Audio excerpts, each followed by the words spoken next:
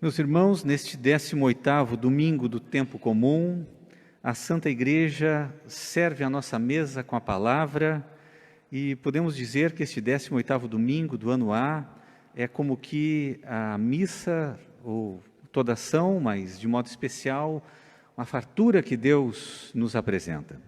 Vejamos desde a primeira leitura, o profeta Isaías, capítulo 55, vai nos dizendo: ó vós, todos que estáis com sede, vinde às águas.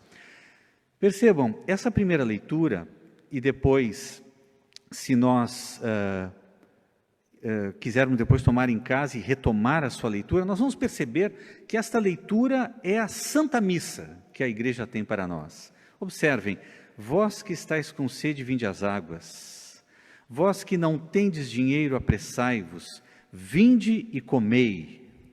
Tomai e comei, vinde sem comprar dinheiro, tomar vinho sem nenhuma paga. As portas da Santa Igreja estão abertas para receber todos aqueles que têm sede, que desejam, que querem comer, que querem tomar e comer, que querem tomar e beber. E ele ainda exorta: por que gastar dinheiro com outras coisas que não são o pão? Desperdiçar o fruto do vosso trabalho, senão com satisfação completa.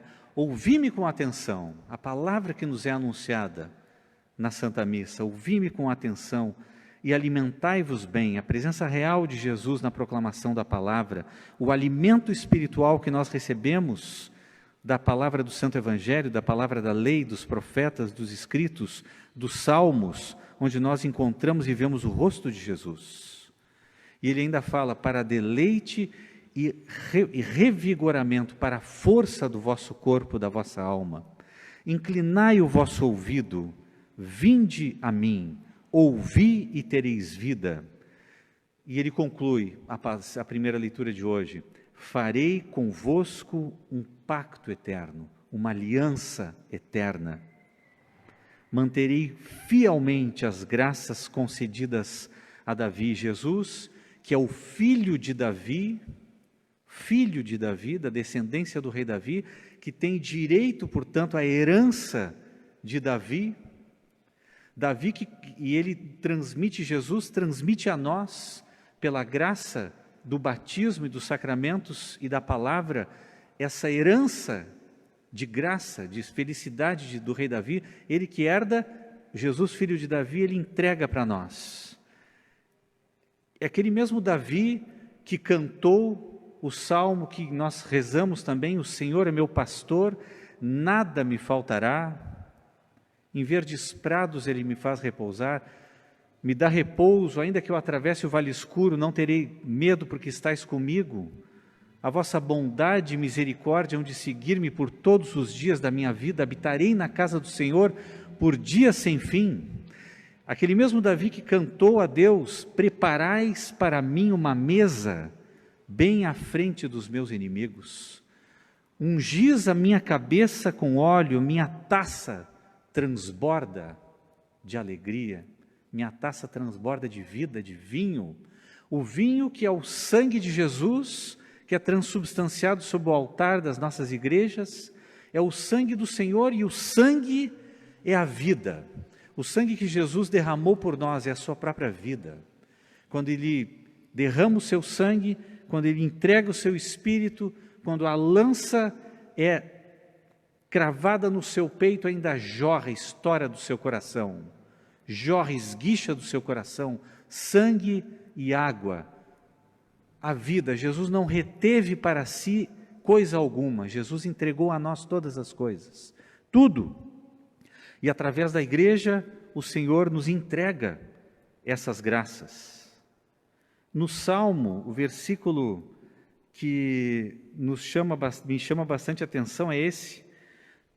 É o versículo 15 do Salmo 144, ele fala assim: todos os olhos, ó Senhor, em vós esperam, e vós lhes dais no tempo certo o alimento.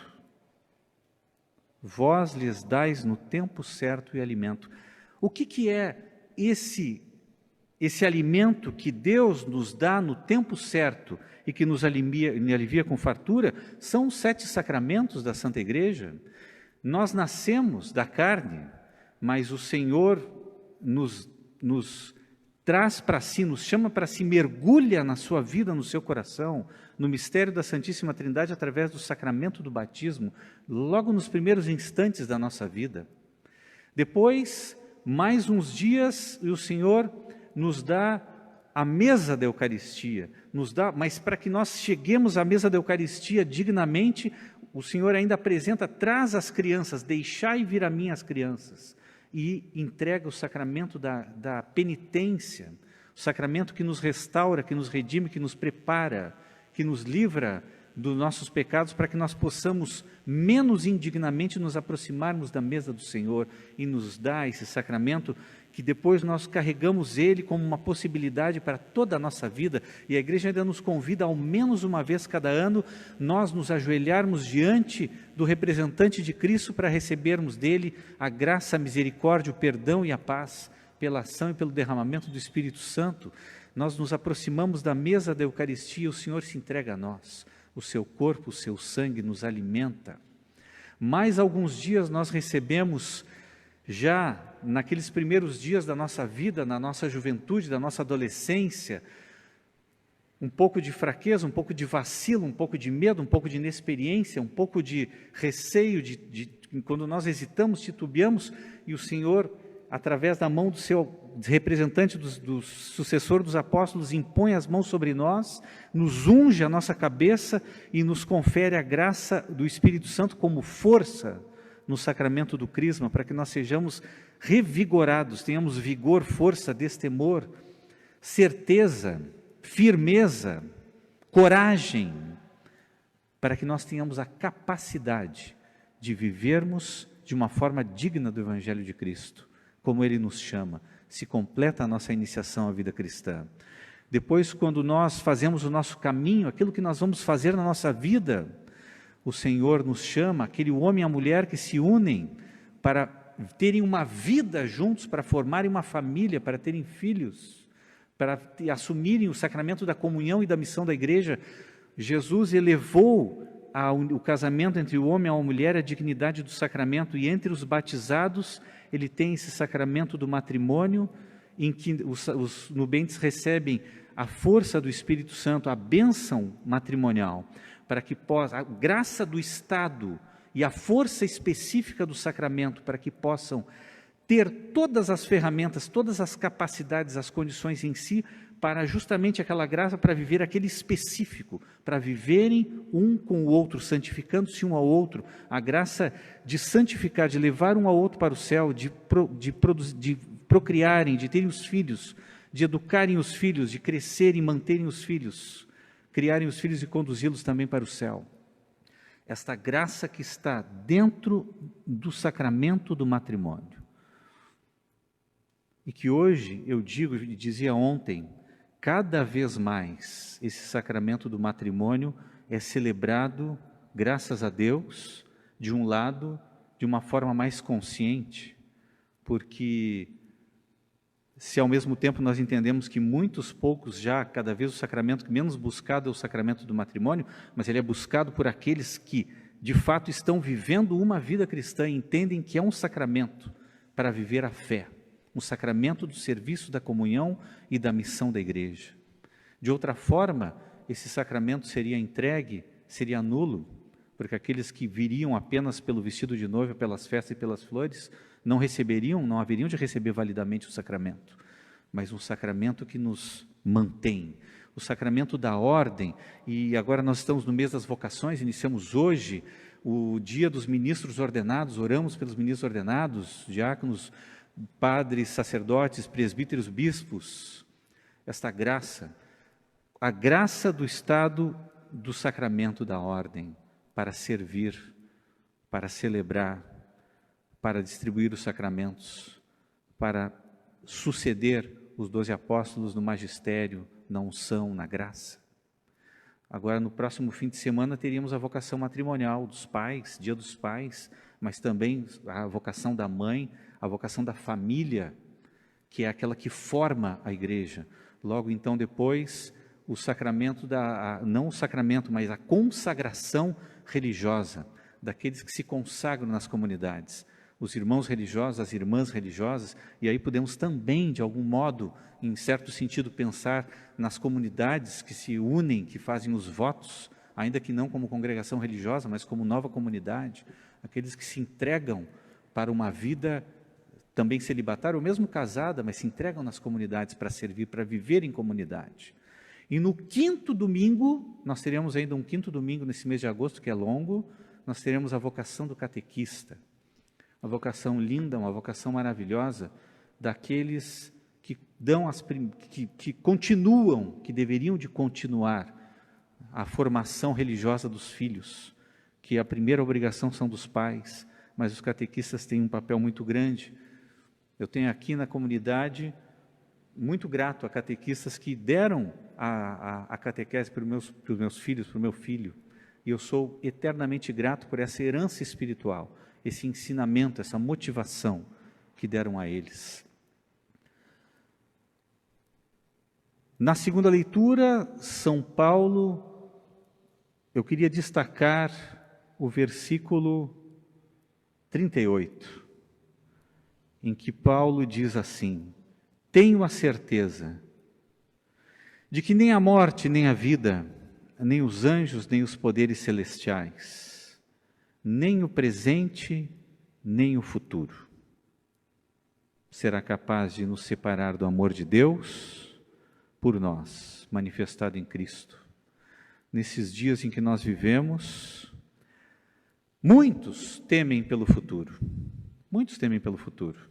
Sua família, as pessoas que vão envelhecendo, as pessoas que ficam doentes, os filhos, diante desse mundo que se transformou, ficou tão hostil, nós tememos pelo futuro. Mas aqui a palavra de Deus, neste domingo, ele vem nos assegurar que nem o futuro poderá nos separar do amor de Deus. Aquilo que Deus iniciou, que Deus fez, a minha vida, a vida sacerdotal, a vida diaconal, a vida matrimonial, a minha união, os meus filhos, a minha profissão, tantos enfrentando dificuldades duríssimas no seu trabalho. Nós temos vários exemplos aqui na nossa comunidade, e que sofrem, e que choram, e que lamentam as extremas dificuldades por que passam nesse momento que estamos vivendo em razão dessa pandemia. E temem pelo seu futuro, temem pelo seu presente, e de fato muitos danos, muitos prejuízos, às vezes o maior é a vida que muitas pessoas estão perdendo. Mas temos que ter essa confiança em Deus. Aquilo que Deus iniciou, Deus não faz nenhuma coisa pela metade. O que há de ser do nosso casamento, o que há de ser da nossa velhice, o que há de ser dos meus filhos no futuro, o que será deles? O que será do meu futuro, da minha profissão, do meu envelhecimento? Mas Deus não faz nada pela metade. E nós rezamos: Senhor, levai a bom termo a obra começada. Senhor, apressai-vos em me socorrer. No Novo Testamento, no Evangelho, o Santo Evangelho, em que a multidão busca Jesus. Jesus soube da morte do seu primo João, retirou-se para orar em silêncio. A multidão sente falta de Jesus e a multidão procura de Jesus. Quando as multidões souberam que Jesus havia se retirado, saíram das cidades e o seguiram a pé. Ao sair do barco, Jesus viu uma grande multidão. Encheu-se de compaixão por eles e curou os que estavam doentes. E multiplicou-lhes os pães. Os apóstolos de Jesus, ainda não totalmente imbuídos daquilo que Jesus queria e esperava deles, queriam dispensar a multidão. Mas Jesus diz essa frase central: eles não precisam ir embora, dai-lhes vós mesmos de comer. E os discípulos apresentaram a Jesus uma impossibilidade. Mas não negaram os 5 pães e 2 peixes. E com o pouco que os apóstolos tinham em mão, eles ofertaram. E Jesus multiplicou os pães. Na medida em que nós entendermos, acreditarmos que quem realiza a obra é Cristo, é Jesus. Não somos nós que somos, na nossa humanidade, na nossa natureza humana, fracos, limitados, pecadores, mas somos convidados a fazer o que os discípulos fizeram, apresentar ao Senhor aquilo que nós temos. E a partir disso que nós temos, do nosso pouco, daquele nosso impulso inicial, daquela nossa perseverança humilde, daquele nosso clamor, do nosso reconhecimento, da realização ao Senhor dos nossos atos de fé e de humildade. Basicamente isso, fé e humildade. Fazermos diante de Deus o nosso ato de fé, também aqueles que realizam os sacramentos para nós. Que nós tenhamos essa graça, Senhor, de valorizarmos, de buscarmos as riquezas inesgotáveis que a nossa Mãe Igreja entrega prodigamente, com abundância, com fartura. Dá-nos, Senhor, cada dia mais sede e desejo e vontade e saudade e necessidade e ansiar por Ti, Senhor. E que tenhamos a graça de encontrar o verdadeiro caminho, buscando do colo da Mãe Igreja. Seja louvado nosso Senhor Jesus Cristo. Para sempre seja louvado.